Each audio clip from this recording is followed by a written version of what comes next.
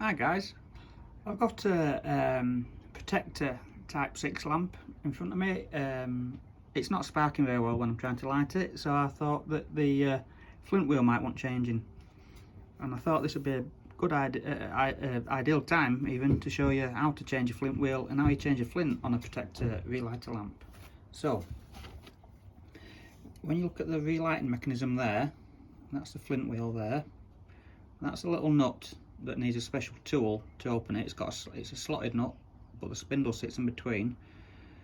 So to take that off, I made a screwdriver, but you can buy bits that'll do it from like Screwfix and eBay and whatnot, but I just made my own.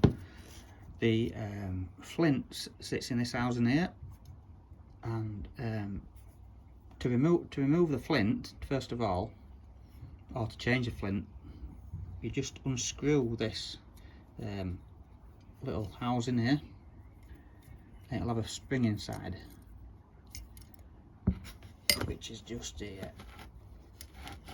So I've got my little housing, and I've got my flint, my lighter spring. Sorry. So a lot of people ask where you can get these springs from. You can make do out of the old Bic lighter; they're about the same size, or you can buy them on eBay. It's just basically a little spring, really.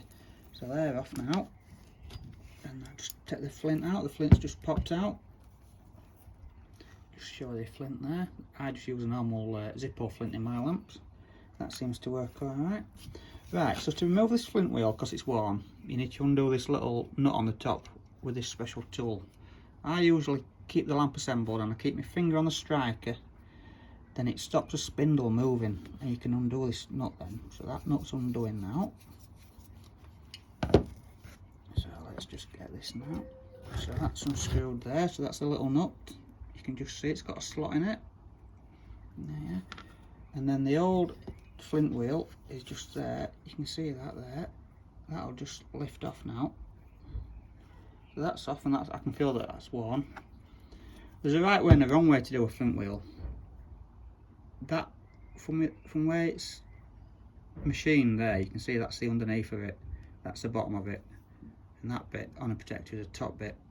If you put your wheel on upside down, you'll find out that when you pull your striker out, the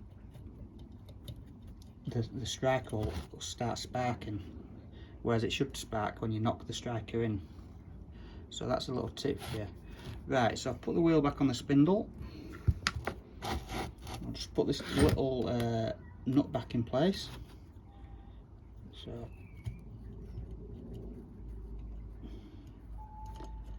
that just slightly screws on there, and we'll just tighten it up a little bit.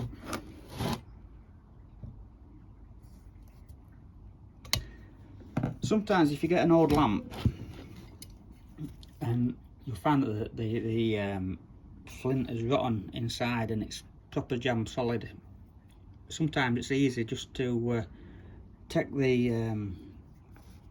flint wheel off and just tap the flint out with an old nail or screw or something like that. That's an easy way of doing it. I like to use a little drill bit and just twist it in, but they can take some time when the flints are rotten. Anyway, so if you were to change the flint, you just pop the new flint in there and then just reassemble it backwards. Ooh.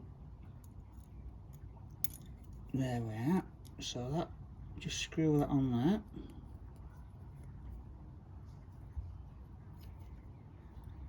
There, so that's that housing there is just screwing back on there.